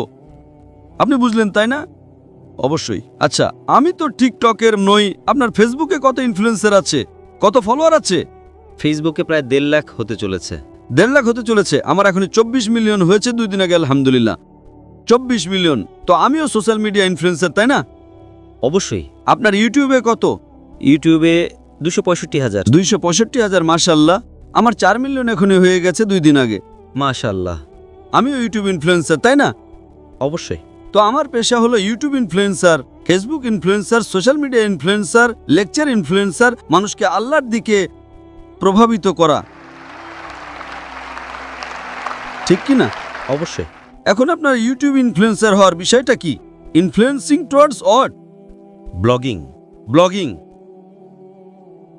কিন্তু ব্লগিংয়ের মাঝে চেষ্টা করি যে জ্ঞান কখনো অর্জন করি আপনার ভিডিও থেকে, ডক্টর ইসরা সাহেবের ভিডিও থেকে চেষ্টা করি কিছু, মাশাআল্লাহ। কিন্তু সাইড তো ব্লগিংই, তাই না? অবশ্যই। আমি আমার মেডিকেল পেশা ছেড়ে দিয়েছি। তো এটাই তো, যদি আপনি ইনফ্লুয়েন্স করবেন ব্লগিংয়ের দিকে, তার চেয়ে ভালো আল্লাহর দিকে। আপনার ফলোয়ার্স যদি অর্ধেকও হয়ে যায়, 10%ও, আমার আপনার কাছে অনুরোধ, আমার আপনার কাছে আবেদন যে আপনি ইসলামিক ইউটিউব ইনফ্লুয়েন্সার হন। হয়তো আপনার ফলোয়ার্স 4 মিলিয়ন থেকে 1 মিলিয়ন হয়ে যাবে। আপনার যে টাকা আসে কি ইউটিউব থেকে? অবশ্যই আসে। আমি তো টাকা নেই না। আমাকে বলে আপনি যদি ফেসবুকে অ্যাড নেন আপনাকে $50,000 প্রতি মাসে মিলবে। আরে ভাই, আমাকে জান্নাতে যেতে হবে, $50,000। আপনি আমাকে $50 মিলিয়ন দেবেন, তো আমি অ্যাড দেব না? বেশিরভাগ সোশ্যাল মিডিয়ায় অ্যাড দেওয়া হারাম। আপনার চ্যানেলে মেয়ে আসবে, ছোট ছোট পোশাকে আসবে। আরে কেন আমাকে জাহান্নামে নিয়ে যাবে ভাই? আমার ইউটিউব সোশ্যাল মিডিয়ায় নো মনিটাইজেশন। কখনো কখনো কেউ স্ট্রাইক করেছে, যদি আমি অডিও ব্যবহার করেছি অনুমতি নিয়ে, তার ম্যানেজারকে জানা না থাকলে, তো কখনো ভুল করে অ্যাড চলে আসে। আমার হিসাব অনুযায়ী আমিও সোশ্যাল মিডিয়া বিশেষজ্ঞ। মাশাল্লাহ, নো ব্লগিং, শুধু আল্লাহর দিকে প্রবেশ। মাশাল্লাহ। আর দরকার নাই আল্লাহ তাআলা আমাকে প্রতিদিন লাখো দেন, তো কেন আমি ইউটিউব থেকে নেব ভাই? ইউটিউব থেকে হারাম কামাই। ইউটিউবের অ্যাড থেকে যদি আপনি কামান, ওই অ্যাডে মেয়ে আসবে, এটা আসবে, ওটা আসবে। আপনি হয়তো অ্যালকোহল অ্যাডকে ব্যান করবেন, কিন্তু মেয়েদের তো ব্যান করতে পারবেন না, তাই না? পারবেন কি? পারবো না। আমাদের সমাজে পেডোফিলিয়া ছড়াবে কার কারণে? আপনি বুঝছেন, তাই না? প্রত্যেক মানুষ মনে করে আমি তো ইসলামিক, ইউটিউব ইনফ্লুয়েন্সিং খুব কম, কামানো তো ছেড়েই দাও। আমি কামাতে পারি, 24 মিলিয়ন ফলোয়ার আছে, ঠিক তাই না? আমার কপি কেউ করতে পারে বিনামূল্যে। আমার ইউটিউবের মাধ্যমে কত লোক $10,000 $50,000 প্রতি মাসে কামায়। থাম্বনেলে কি দেয়? মেয়ের ছবি দিয়ে দেয়। আমার এতে লাখ লাখ, তার উপর 2 মিলিয়ন। আমি সব কামাবো, তাই না? সে কি কামাবে? টাকা। টাকা আর নরক। আমি বললাম নো কপিরাইট, টাকা তুই কামা ভাই, আমাকে সব কামাতে দে। আমি হিট করব না, তার টাকা আমার কাছে চলে আসবে, ঠিক কিনা? আমি বলি নো কপিরাইট, আমার ভিডিও নাই, কিন্তু আমি কি বলি? আমার ভিডিওর উপর শ্যাডো ব্যান। শ্যাডো ব্যান জানেন তো? না, শ্যাডো ব্যান। আমি বললাম ভাই কাজ করো, টাকা কামাও, আমাকে সব পেতে দাও। আমি রিলস করি, আমার ভিডিও প্রথমে 100,000, 1 মিলিয়ন, এখন 2,000, 3,000, এখন পাকিস্তানে মাশাআল্লাহ বেড়ে গেছে 1 লাখ, 2 লাখ হয়ে গেছে, কারণ হিট অনেক। তো আমি বলি ভাই তোমরা টাকা কামাও, আমাকে সব কামাতে দাও। আমরা সোশ্যাল মিডিয়া বিশেষজ্ঞ, কিভাবে থাম্বনেল বানাতে হয়, ফেসবুকের মধ্যে কি পার্থক্য, আমি বলি আমি আল্লাহ ইনফ্লুয়েন্সার, আল্লাহ কেন্দ্রিক। আমার আপনার কাছে অনুরোধ, আমার আপনার কাছে আবেদন, আমি ভালোবাসার সহ আমার ভাই আব্দুল বাসিত, আল্লাহর দিকে লোক। আল্লাহ যদি আপনাকে হুনর দিয়েছেন ইনফ্লুয়েন্স করার, আল্লাহর দিকে ইনফ্লুয়েন্স করো, ইনশাল্লাহ আপনার ফলোয়িং ডবল ট্রিপল হয়ে যাবে ইনশাল্লাহ, আল্লাহর তৌফিক দিন। আর আল্লাহ তাআলা আপনাকে রিজিক দেবেন, যে রিজিক আপনার এতে আসবে কেউ বের করতে পারবে না। আল্লাহ দেখেন হারামের রিজিক না হালালের রিজিক। আপনি মনে করেন যে আপনি অ্যাড বন্ধ করে দেবেন তো রিজিক বন্ধ হয়ে যাবে, অ্যাড বন্ধ করো, রিজিক ডাবল হয়ে যাবে ইনশাআল্লাহ। আল্লাহ তাআলার অনেক দরজা খুলবে। আপনি বললেন আপনি আমার দ্বারা ইনফ্লুয়েসড হয়েছেন, একদম সঠিক, টোটালি ইনফ্লুয়েসড হননি। যদি টোটালি ইনফ্লুয়েসড হতেন তো ইনশাআল্লাহ আপনি ডক্টর ইসরার আহমদ দ্বারা ইনফ্লুয়েসড হয়েছেন। আপনি যদি ডক্টর ইসরার আহমদকে বলেন আমি ব্লগিং করছি, খুশি হবেন? একদম না। আল্লাহ আপনাকে হিদায়েত দিন, আল্লাহ আপনাকে প্রতিদান দিন। আপনি ভালো কাজ করছেন ইনশাআল্লাহ, খালি একটু টুইস্ট নিয়ে আসুন। যে আমার পডকাস্ট করেছে বা যা করেছে আমি তাকে হিদায়েত দিয়েছি। না না ডক্টর সাহেব, আমি তো নতুন চ্যানেল ব্যবহার করেছি। ভালো কথা করো ভাই, একদিনে 1.2 মিলিয়ন। একদিনে কত? 1.2 মিলিয়ন। 1.2 মিলিয়ন ভিউয়ার আমার ছেলে ট্র্যাক করছিল। 2 দিনে 2 মিলিয়ন। এখনই পডকাস্ট মালয়েশিয়া এসেছিল আমার কাছে নেওয়ার জন্যে। হ্যাঁ লোক ভাই, চলো ভাই পাকিস্তানি, মোহব্বত করে আলহামদুলিল্লাহ এখন 5 মিলিয়নের উপরে হয়ে গেছে এক সপ্তাহে। একদিনে 1.2 মিলিয়ন। যে আমিও ভিডিও দেখেছি, ভালো তাই না? ভালো লেগেছে? 1.2 মিলিয়ন একদিনে, 24 ঘন্টারও কম সময়ে, ভালো তাই না? আমি নিজে এটা ভেবেছিলাম যে আপনার অ্যাকাউন্ট শ্যাডো ব্যান, কারণ অন্যদের এত ভিউজ বা দর্শক মিলছে, আপনাকে ততটা। আরে আমার চ্যানেল ব্যান নয়, টিকটকে আমি ব্যান, টিকটকে পুরো ব্যান। কারণ আমি আমার ভাই যারা চিনে তাদের জন্য, আমার মন। টিকটক ব্যান করবে কি যায় আসে, আল্লাহ আমাকে ব্যান না করলেই হলো, ঠিক তাই না? অবশ্যই। আমাদের দেশের মুসলিম দেশের যখন প্রধানমন্ত্রীকে জিজ্ঞেস করে উইঘুর মুসলিমদের ব্যাপারে, আমাদের জানা নেই। আরে কিভাবে জানা নেই? আপনি যদি মুসলিম দেশের প্রধানমন্ত্রী হন, আপনাকে জিজ্ঞেস করা হয় উইঘুর মুসলিমদের ব্যাপারে, আপনি বলেন জানা নেই। কি হয়ে গেছে আমাদের সমাজের? যদি আমাদের ভাই উইঘুর মুসলিম, তাদের উপর জুলুম হচ্ছে, আপনি বলেন জানা নেই। যখন আমি ডঙ্কা মেরে তাদের সমর্থন করলাম, মালয়েশিয়াতে টিকটকে কাউকে ব্যান করে না, জানেন তো? জাকির নাইককে। তো আমি গর্বের সাথে বলি মাশাআল্লাহ, শয়তান আমাকে ব্যান করেছে, আলহামদুলিল্লাহ। সেখানকার দরজা বন্ধ, তো এখানকার দরজা খোলা। আল্লাহ তাআলা টেস্ট করেন আপনাকে, আল্লাহ তাআলা পরীক্ষা নেন আপনার। পরীক্ষা নেন ভাই, আমি আপনাকে পরীক্ষা করব। কি করতে হবে? আল্লাহ কেন্দ্রিক হন, মানুষকে আল্লাহর দিকে নিয়ে আসুন, আল্লাহ ইনফ্লুয়েন্সার হন। ইনশাআল্লাহ দুনিয়াতে ফায়দা হবে কি হবে না, আখিরাতে আপনার জান্নাত কনফার্ম। আশা করি উত্তর পেয়েছেন। ধন্যবাদ স্যার। আমি আপনাকে ধন্যবাদ জানাতে চাই। আপনি আমার চোখ খুলে দিয়েছেন। যে কোনো কিছু অন্ধভাবে অনুসরণ না করা কতটা গুরুত্বপূর্ণ সেটা আমি এখন বুঝতে পারছি। আপনার নাম কি বোন? আমার নাম প্রিয়া। প্রিয়া, ঠিক আছে বোন। প্রথমেই আমি আপনাকে ধন্যবাদ জানাতে চাই। আপনি আমাকে বুঝতে সাহায্য করেছেন যে কোনো বিশ্বাস বা ধর্ম অন্ধভাবে অনুসরণ করা ঠিক নয়। মাশাআল্লাহ। এখন আমি বুঝতে পারছি কোনো বিশ্বাস সম্পর্কে প্রশ্ন করা কতটা জরুরি। কি অন্ধভাবে অনুসরণ করা উচিত আর কি করা উচিত নয় সেটা জানা দরকার। তাই আমার প্রশ্ন হলো, কেন নবী মুহাম্মদ সাল্লাল্লাহু আলাইহি ওয়াসাল্লামই কেবল শেষ নবী ছিলেন এবং কেন পথ প্রদর্শনের জন্য আর কেউ আসেননি এই পাপপূর্ণ পৃথিবীতে? বোন খুব ভালো একটি প্রশ্ন করেছেন। কেন নবী মোহাম্মদ সাল্লাল্লাহু আলাইহি সাল্লাম শেষ ও চূড়ান্ত রাসূল ছিলেন, কেন তারপরে আর কোনো রাসূল আসবেন না? এটি খুব ভালো একটি প্রশ্ন। মানুষ আমাকে আরও জিজ্ঞেস করে যে কেন নবী মুহাম্মদকে প্রথমে পাঠানো হয়নি এবং কোরআন প্রথমে নাজিল করা হয়নি, তাহলে সমস্যা হতো না। উভয় প্রশ্নই যুক্তিসঙ্গত, উভয়ই যুক্তিসঙ্গত। যেমন আমার ছেলে বলে যে আমি ডাক্তার হতে চাই, কেন আপনি আমাকে সরাসরি মেডিকেল কলেজে ভর্তি করান না? আমি বললাম, না বাবা, প্রথমে তোমাকে যেতে হবে আমার ছেলে নার্সারিতে, জুনিয়র কেজিতে, প্রথম শ্রেণীতে, দ্বিতীয় শ্রেণীতে, ধাপে ধাপে। সুতরাং আল্লাহ সুবহানাহু ওয়া তাআলা আমাদের স্রষ্টা, তিনি মানুষকে সবচেয়ে ভালো জানেন। তিনি জানেন চূড়ান্ত বার্তা কি, তিনি জানেন যে মানুষ শেষ ও চূড়ান্ত বার্তা গ্রহণ করার জন্য এখনও প্রস্তুত হয়নি। তাই পূর্ববর্তী সমস্ত ওহী যা এসেছিল, যদি আপনি নার্সারিতে যান, আপনি ABCD পড়েন এবং তারপর আপনি এগিয়ে যেতে থাকেন, তারপর গণিত 1 2 3 4, 2 + 2 = 4, তারপর আপনি অন্যান্য বিষয়ে পড়েন, গুণ, ভাগ, এবং আপনি বিকশিত হতে থাকেন। একইভাবে আল্লাহ সুবহানাহু ওয়া তাআলা জানতেন যে যখন মানুষ ছিল, প্রথমে তিনি তাদের বিকাশের উপর নির্ভর করে সহজ বার্তা দিয়েছিলেন এবং আল্লাহ মনে করেছিলেন 1400 বছর আগে সঠিক সময় ছিল যে এখন মানুষ বিকশিত হয়েছে কোরআন আত্মস্থ করার জন্য।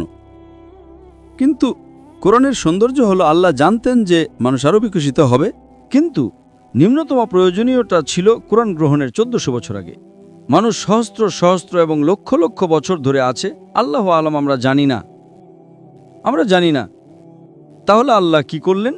আল্লাহ শেষ ও চূড়ান্ত বার্তা কোরআন এবং নাজিল করলেন শেষ ও চূড়ান্ত রাসূল সাল্লাল্লাহু আলাইহি সাল্লামকে। কারণ যখন শেষ বার্তা আসে তার একটা সময়কাল থাকে, এবং যখন শেষ রাসূল আসেন তিনি চূড়ান্ত রাসূল। সুতরাং আল্লাহ সুবহানাহু ওয়া তাআলা যখন তিনি শেষ ও চূড়ান্ত বার্তা নাজিল করলেন, আল্লাহ কোরআনে বলেন সূরা মায়েদা অধ্যায় নম্বর 5 আয়াত নম্বর 3, আজ আমি তোমাদের জন্য তোমাদের ধর্ম পূর্ণ করলাম এবং তোমাদের জন্য ইসলাম মনোনীত করলাম এবং তোমাদের প্রতি আমার অনুগ্রহ সম্পূর্ণ করলাম। আল্লাহ মানুষকে বলছেন এই দিনে, এটি ছিল কোরআনের শেষ আয়াত যা নাজিল হয়েছিল, আমি তোমাদের জন্য আমার ধর্ম পূর্ণ করেছি এবং তোমাদের জন্য ইসলাম মনোনীত করেছি।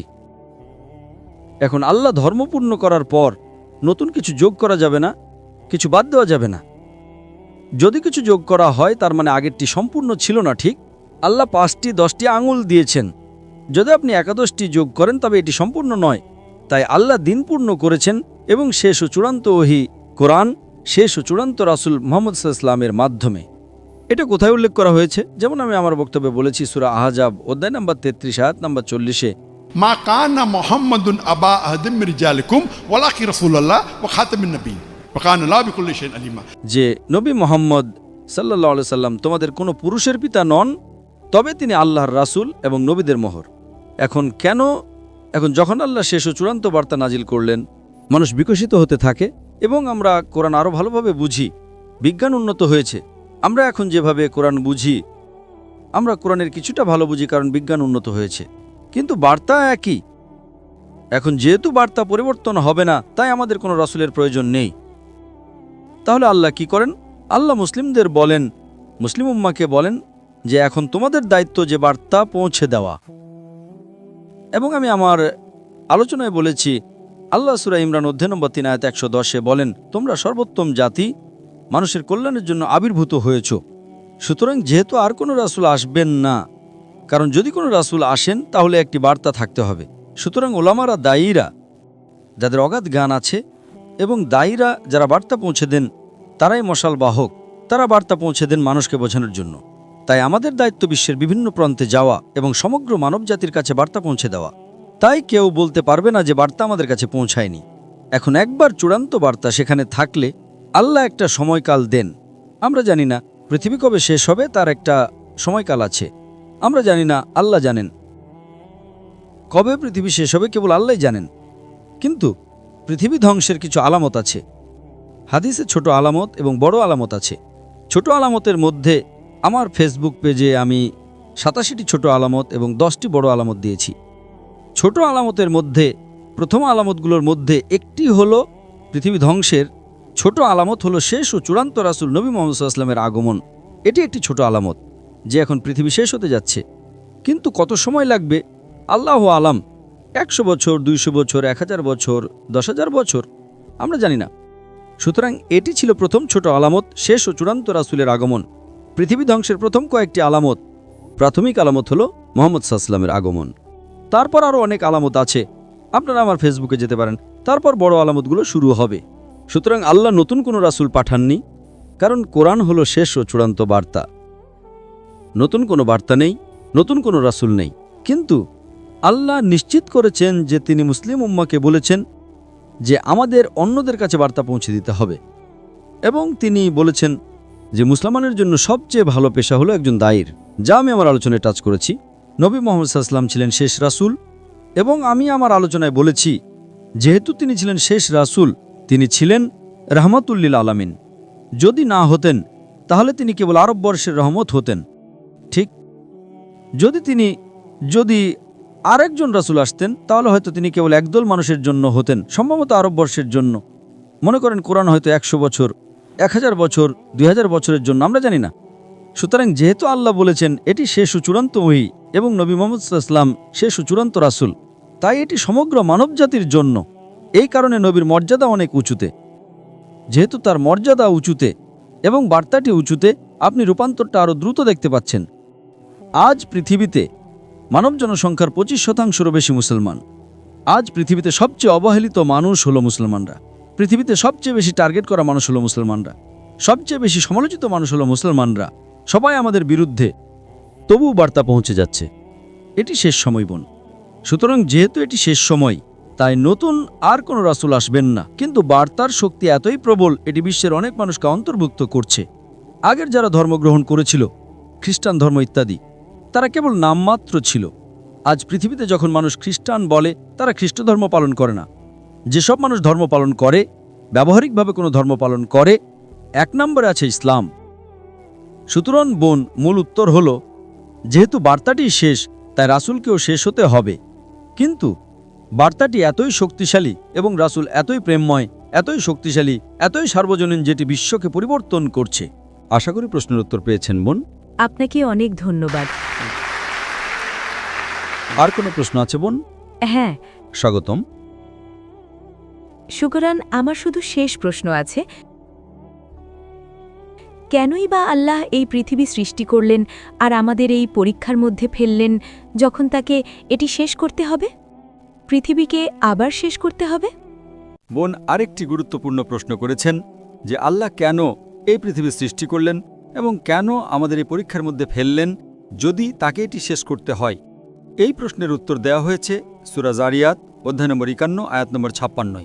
ওয়ামা খালাকতুল জিন্না ইল্লা লিয়াবুদুন ওয়ামা খালাকতুল জিন্না ওয়াল ইনসা ইল্লা লিয়াবুদুন। আমি জিন ও মানুষকে সৃষ্টি করেছি কেবল আমার ইবাদত করার জন্য। এই জীবন বোন পরকালের জন্য একটি পরীক্ষা। আল্লাহ কোরআনে সূরা মুলক অধ্যায় 67 আয়াত নম্বর 2 বলেন, আল্লাযী খালাকাল মাউতা ওয়াল হায়াতা। তিনি মৃত্যু ও জীবন সৃষ্টি করেছেন পরীক্ষা করার জন্য যে তোমাদের মধ্যে কর্মে কে উত্তম। সুতরাং এই জীবন বোন পরকালের জন্য একটি পরীক্ষা। যেমন আপনি একজন শিক্ষককে জিজ্ঞেস করছেন কেন আপনি পরীক্ষা নিচ্ছেন। পরীক্ষায় বোন কিছু লোক পাশ করে, কিছু লোক ফেল করে, ঠিক? সুতরাং যদি আপনি শিক্ষকের নির্দেশিকা অনুসরণ করেন আপনি পাশ করবেন, যদি অনুসরণ না করেন আপনি ফেল করবেন। সুতরাং শিক্ষক পরীক্ষা করছেন কে পাশ করার যোগ্য। সুতরাং আল্লাহ সুবহানাহু ওয়া তাআলা যেমন কোরআনে উল্লেখ করেছেন, জিজ্ঞেস করেছিলেন কে এই পরীক্ষা দিতে ইচ্ছুক। আল্লাহ কোরআনে বলেন, আমরা মানুষরা বোকা ছিলাম এটি গ্রহণ করার জন্য। পাহাড়গুলো কেঁপে উঠল, আমরা গ্রহণ করব না। তাই আল্লাহ বলেন কে এই পরীক্ষা দিতে ইচ্ছুক। অবশ্যই আপনি এবং আমি মনে রাখি না, ঠিক? আপনি আর আমি মনে রাখি না বিচারের দিন, আবার আমরা মনে করব। তাই আল্লাহ কোরআনে বলেন যে পাহাড়গুলো কেঁপে উঠল, আমরা মানুষটা বোকা ছিলাম যারা চ্যালেঞ্জটি গ্রহণ করেছিলাম। যদি আপনি পাশ করেন আপনি ফেরেশতাদের চেয়ে উঁচুতে পরিণত হন। আপনি জানেন ফেরেশতারা আল্লাহর সৃষ্টি, যারা আল্লাহ যা বলেন সব অনুসরণ করে, তাদের কোনো বিকল্প নেই। সুতরাং যদি তাদের কোনো বিকল্প না থাকে, তারা বিরুদ্ধে যেতে পারে না, তাহলে আল্লাহকে অনুসরণ করার মাহাত্ম্য কি? তারা ভালো। সুতরাং যদি মানুষকে আল্লাহর অবাধ্য হওয়ার বা আল্লাহর আদেশ পালন করার বিকল্প দেয়া হয়, আমাদের স্বাধীন ইচ্ছা আছে। যদি আমরা আল্লাহর আদেশ পালন করি স্বাধীন ইচ্ছে দেওয়ার পরও, তবে আমরা ফেরেশতাদের চেয়ে উঁচুতে পরিণত হই। যদি পালন না করি আমরা নিচে যাই। তাই আল্লাহ আমাদের জিজ্ঞেস করলেন, তোমরা কি সেই পরীক্ষা দিতে চাও যেখানে অন্যরা সবাই মুসলিম, গাছ মুসলিম, পাহাড় মুসলিম, তারাওরা মুসলিম? মুসলিম মানে যে নিজের ইচ্ছাকে ঈশ্বরের কাছে সমর্পণ করে। তাদের স্বাধীন ইচ্ছে নেই, কেবল জিন এবং মানুষের স্বাধীন ইচ্ছা আছে। সুতরাং যদি আপনার স্বাধীন ইচ্ছে থাকে এবং আপনি আল্লাহর অবাধ্য হন, আপনি জাহান্নামে যান। যদি আদেশ পালন করেন আপনি সর্বোচ্চ উচ্চতে পরিণত হন। যদি ব্যর্থ হন তবে আমরা ছিলাম সেই মানুষ যারা বলেছিলাম আমরা পরীক্ষা দিতে চাই। সুতরাং আল্লাহ সুবহানাহু ওয়া তাআলা একটি নতুন সৃষ্টি তৈরি করলেন, মানুষ যাদের নিজস্ব স্বাধীন ইচ্ছা ছিল, এবং আমরা এটি বেছে নিয়েছিলাম। এখন বোন আমরা পরীক্ষার মধ্য দিয়ে যাচ্ছি, এবং পথপ্রদর্শক হলো কোরআন। মানুষের নির্দেশিকা ম্যানুয়াল হলো কোরআন। যখন আপনি কোনো পরীক্ষায় অংশ নেন তখন একটি পাঠ্যপুস্তক থাকে, ঠিক? পরীক্ষার পাঠ্যপুস্তক হলো কোরআন, আর কোরআনের নির্দেশিকা হলো সহিহ হাদিস। সুতরাং বোন আমরা এই পৃথিবীতে একটি পরীক্ষার মধ্য দিয়ে যাচ্ছি, পরকালের জন্য পরীক্ষা, এবং সেই কারণেই আমরা উচ্চ নম্বর পাওয়ার চেষ্টা করছি। যদি আমরা পাই, আমরা পাশ করি, আমরা জান্নাতে যাব। যদি আমরা ফেল করি আমরা জাহান্নামে যাব। সেই কারণে আমরা বলি যে শুধু 5 নম্বর পাওয়ার জন্য ন্যূনতম জিনিস হলো এক ঈশ্বরে বিশ্বাস করা, এবং বিশ্বাস করা নবী মুহাম্মদ সাল্লাল্লাহু আলাইহি ওয়াসাল্লাম ঈশ্বরের বার্তাবাহক। অন্তত আপনি প্রবেশ করেন, যদি আপনি স্কুলে প্রবেশ করেন অন্তত আপনার পাশ করার সম্ভাবনা থাকে, এবং তারপর আপনি হয়তো দ্বিতীয় শ্রেণী, প্রথম শ্রেণী ডিস্টিংশন পেতে পারেন, কিন্তু অন্তত আপনাকে প্রবেশ করতে হবে। বোন আপনি কি বিশ্বাস করেন ঈশ্বর একজন? হ্যাঁ, আমি করি। আপনি কি বিশ্বাস করেন নবী মুহাম্মদ ঈশ্বরের বার্তাবাহক? হ্যাঁ, আমি করি। আপনি কি বিশ্বাস করেন মূর্তি পূজা ভুল? হ্যাঁ, অবশ্যই। মাশাআল্লাহ, খালাস। So if you believe,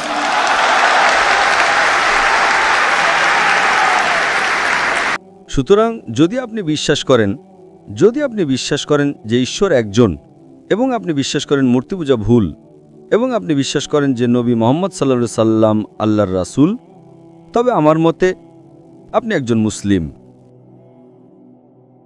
বোন আপনি কি শাহাদা বলতে চান? আপনি কি শাহাদা আরবিতে বলতে চান? এগুলো আনন্দের অশ্রু বোন। আপনি কি শাহাদা আরবিতে বলতে চান? yes, মাশাআল্লাহ, তাকবীর।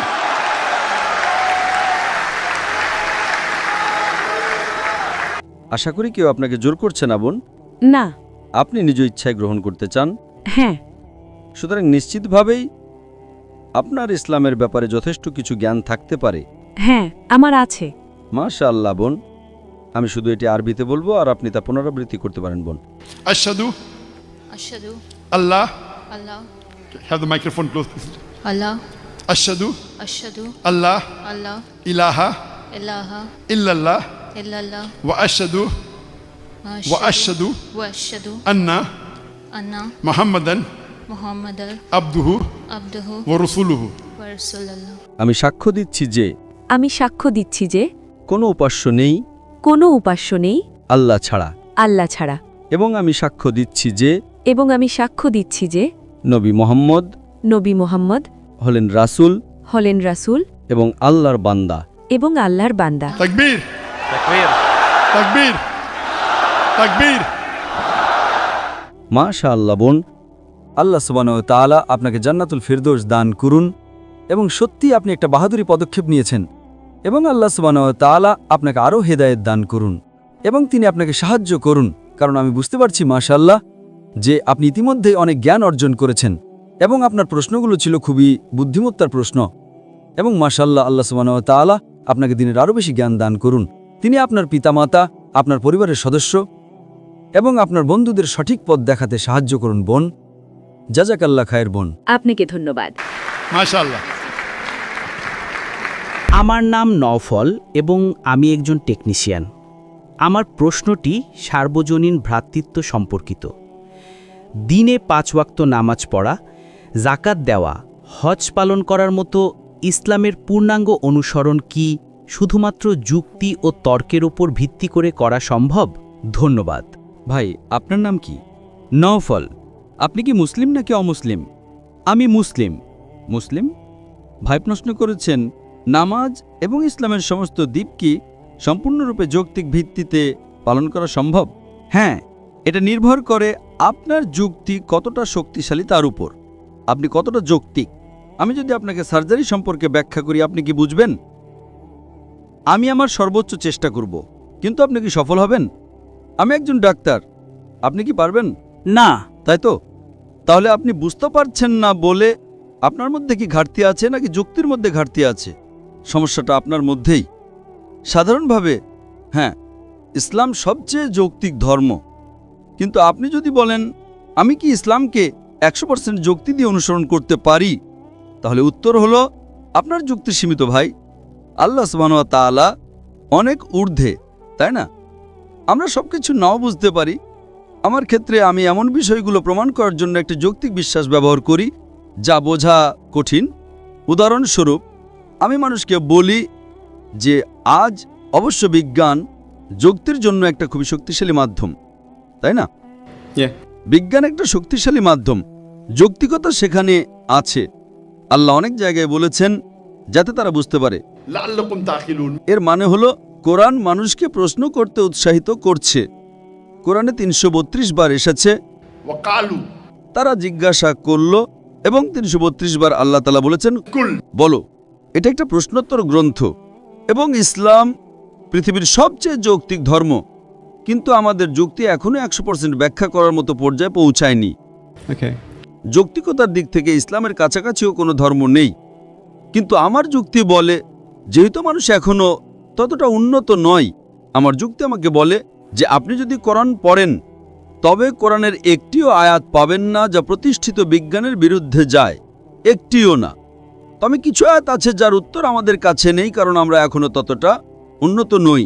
সুতরাং কোরআনের একটিও আয়াত নেই যা প্রতিষ্ঠিত বিজ্ঞানের বিরুদ্ধে যায়, কিন্তু কিছু আয়াত আছে যেখানে বিজ্ঞান এখনো পৌঁছাতে পারেনি। বিজ্ঞান যেমন এটাকে সঠিক বলতে পারে না, তেমনি ভুলও বলতে পারে না। উদাহরণস্বরূপ, মৃত্যুর পরের জীবন, বিজ্ঞান কি এটা প্রমাণ করতে পারে? না। কিন্তু বিজ্ঞান কি এটাকে না বলতে পারে? তাও না। তাই এটা একটা অস্পষ্ট বিষয়। কোরআন বিগ ব্যাং সম্পর্কে কথা বলে, কোরআন মহাবিশ্বের সৃষ্টি সম্পর্কে বলে। সূরা আম্বিয়া অধ্যায় নম্বর 21 আয়াত নম্বর 30। আওয়ালাম ইয়ারাল্লাযিনা কাফারু আন্নাস সামাওয়াতি ওয়াল আরদ কানাত রাতকান ফাফতাকনাহুমা। অবিশ্বাসীরা কি দেখে না যে আসমান এবং জমিন একীভূত ছিল আর আমি উভয়কে পৃথক করে দিলাম? আপনি কি এটা বিশ্বাস করেন? হ্যাঁ। কারণ কি? কোরআনের সব জ্ঞান হয়তো যুক্তি দিয়ে ব্যাখ্যা করা যায় না, কিন্তু প্রতিটি যৌক্তিক প্রশ্নের উত্তর কোরআন দিতে পারে। কোরআনের সবকিছু যৌক্তিকভাবে ব্যাখ্যা করা যায়, আমি আপনার সাথে একমত নই, এবং সব যুক্তির উত্তর কোরআন দিতে পারে না, আমি আপনার সাথে একমত নই। আপনার দুটো কথাই ভুল। কোরআনের সবকিছু যৌক্তিকভাবে ব্যাখ্যা করা যায় না, বেশিরভাগই যায়, প্রায় সবই।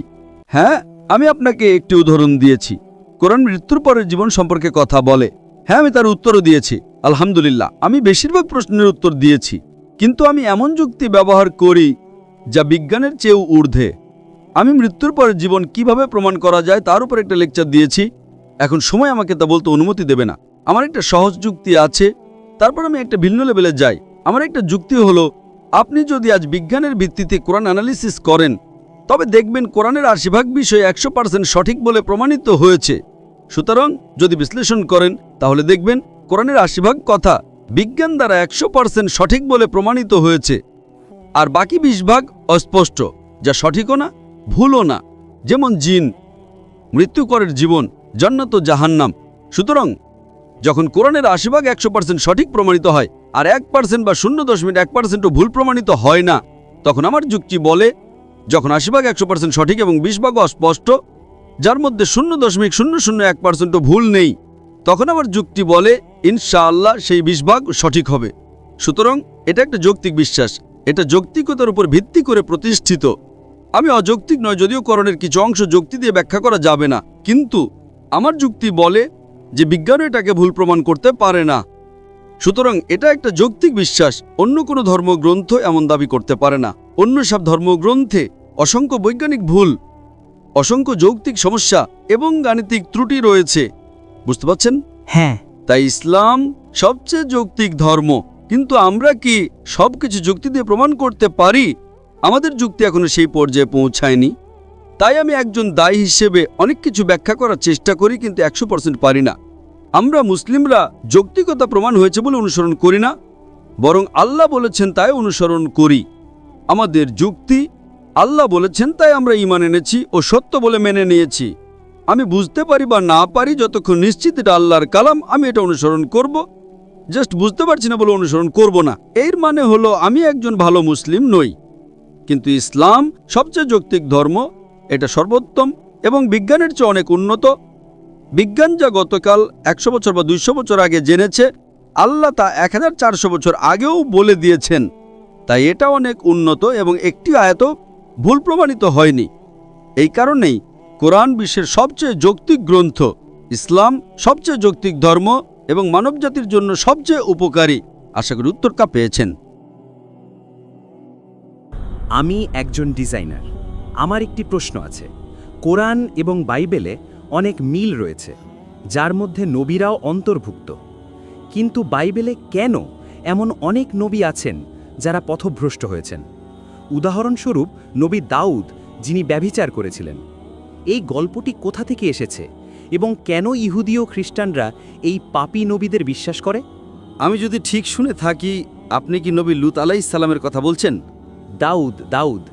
দাউদ আলাইহিস সালাম, যিনি ব্যভিচার করেছিলেন। দাউদ, আচ্ছা। ভাই প্রশ্ন করেছেন যে কোরআন এবং বাইবেলে অনেক নবী আছেন যাদের বর্ণনা একই রকম, কিন্তু কিভাবে নবী দাউদ এবং অন্যান্য নবীরা পাপী হতে পারেন, তারা কিভাবে এতে বিশ্বাস করে? আপনি যদি বর্তমান বাইবেল পড়েন তাহলে দেখবেন অনেক নবী পাপ করেছেন। যেমন আপনি নবী দাউদের কথা উল্লেখ করেছেন। আপনি যদি নবী লূত আলাইহিস সালামের কথা পড়েন, তিনি শুধু ব্যভিচারই করেননি, তিনি অজাচারও করেছেন, যা আরও বড় পাপ। অজাচার মানে হলো তিনি তার নিজের মেয়ের সাথে শুয়েছিলেন। তাই আমরা ইসলামে বিশ্বাস করি যে একজন নবী হলেন নিষ্পাপ। সুতরাং বাইবেলে উল্লেখিত এমন কিছু যা কোরআনের সাথে মিলে যায়, তা আল্লাহর বাণী হিসেবে গ্রহণ করতে আমাদের কোনো আপত্তি নেই। যে কোনো বিষয় যা কোরআনের বিরুদ্ধে যায়, আমরা বলি তা আল্লাহর বাণী হতে পারে না। এমন কিছু যা কোরআনের বিরুদ্ধেও যায় না, আবার মিলেও যায় না, সেগুলোকে আমরা অস্পষ্ট বলি, হয়তো সঠিক হয়তো ভুল। নবী দাউদের পাপ করা, নবী লূত আলাইহিস সালামের অজাচার করা, এগুলো কোরআনের বিরুদ্ধে যায়, তাই আমরা এগুলোকে আল্লাহর বাণী হিসেবে মানি না। সুতরাং এটি বাইবেলের মধ্যে একটা প্রক্ষেপণ, এটি একটা বানোয়াট কাহিনী, এটি একটা মন গড়া বিষয়। আমরা বলি বাইবেলের এই অংশ যেখানে বলা হয়েছে যে লূত আলাইহিস সালাম অজাচার করেছেন, তার মেয়ের সাথে শুয়েছেন, অথবা দাউদ আলাইহিস সালাম ব্যভিচার করেছেন, তা ভুল। এটি আল্লাহর বাণী নয় এবং আমরা এর সাথে একমত নই। আমার প্রশ্ন হলো, আপনাদের ইসলাম ধর্মে বহু বিবাহর অনুমতি দেওয়া হয়েছে, কিন্তু আপনি যদি অন্য ধর্ম দেখেন, খ্রিস্টান, হিন্দু ধর্ম, বৌদ্ধ ধর্ম, তাদের ধর্মে বহু বিবাহ নেই। প্রশ্ন হলো, ইসলাম ধর্মে কেন বহু বিবাহ দেওয়া হলো? Thank you.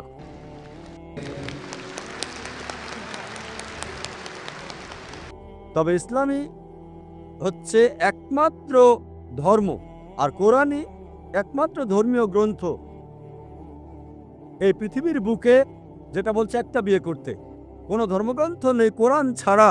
আমি তুলনামূলক ধর্মতত্ত্বের ছাত্র, যেটা বলছে যে একটা বিয়ে করো। একটা অনুচ্ছেদ নেই বাইবেলে, ভগবদ্গীতাতেও নেই, বেদেও নেই, যেটা বলছে একটা বিয়ে করতে কোরআন ছাড়া। যদি আপনারা হিন্দু ধর্মগ্রন্থ রামায়ণ পড়েন, শ্রীকৃষ্ণ মহাভারতের মতে তার কতজন স্ত্রী ছিল? 16,108 জন। তাহলে মুসলিমরা কেন 4টা করতে পারবো না? সমস্যা কোথায়? শ্রীকৃষ্ণের যেখানে স্ত্রী ছিল 16,108 জন, আমাদের 4 জন হলে সমস্যা কি? এরপর যদি আপনি বিষ্ণু পুরাণা অধ্যায় 24 অনুচ্ছেদ 1 পড়েন, বলছে একজন ব্রাহ্মণ 4 জন স্ত্রী থাকতে পারে। যদি ইহুদিদের গ্রন্থ পড়েন, এতে অনুমতি আছে যত ইচ্ছা তত বিয়ে করার। যদি খ্রিস্টানদের বাইবেল পড়েন, এতে অনুমতি আছে যত ইচ্ছা তত বিয়ে করার জন্য। যদি বাইবেল পড়েন, আব্রাহামের 3 জন স্ত্রী ছিল। সলোমনের কতজন স্ত্রী ছিল? তার 700 স্ত্রী ছিল। পরবর্তীতে চার্চ নিষেধাজ্ঞা জারি করলো যে খ্রিস্টান একটা বিয়ে করবে, বাইবেল মানা করেনি। আর ইহুদি সম্প্রদায় একাধিক বিয়ে করত। এটা ছিল 1950 সালে, যখন চিফ রাবি সাইনড পাস করে যে ইহুদিরা একটা বিয়ে করবে। সুতরাং নিষেধ করেছে রাবি, ইহুদি গ্রন্থ না। আর হিন্দু ধর্মগ্রন্থ মতে যত ইচ্ছা বিয়ে করতে পারেন। এবার দেখি কোরআন কি বলে। কোরআন বলছে সূরা নিসা অধ্যায় 4 আয়াত 3, তোমাদের পছন্দের মেয়েকে বিয়ে করো 2, 3 বা 4, কিন্তু যদি ন্যায় বিচার করতে না পারো তাহলে একটা। এই কথাটা যে একটা বিয়ে করো কেবল কোরআনে আছে, আর কোনো ধর্মগ্রন্থে নেই। বলা হয়েছে পছন্দের মেয়েকে বিয়ে করতে 2, 3 বা 4, কিন্তু ন্যায় বিচার করতে না পারলে একটা বিয়ে করো। আর কেউ যদি একের অধিক বিয়ে করতে চায়, কোরআনের দেওয়া একটা শর্ত হলো ন্যায় বিচার করা। যদি সমান আচরণ করতে না পারো একটা বিয়ে করতে হবে। এখন কি কারণ, যুক্তিসঙ্গত কারণ একজন ভাবতে পারে কেন ইসলাম পুরুষকে একের অধিক বিবাহ নির্দিষ্ট করেছে? অনেক অমুসলিম মনে করে এটা ফরজ, বাধ্যতামূলক। এটা বাধ্যতামূলক নয়, অতিরিক্ত। এটা ফরজ না। আশা করি উত্তরটা পেয়েছেন।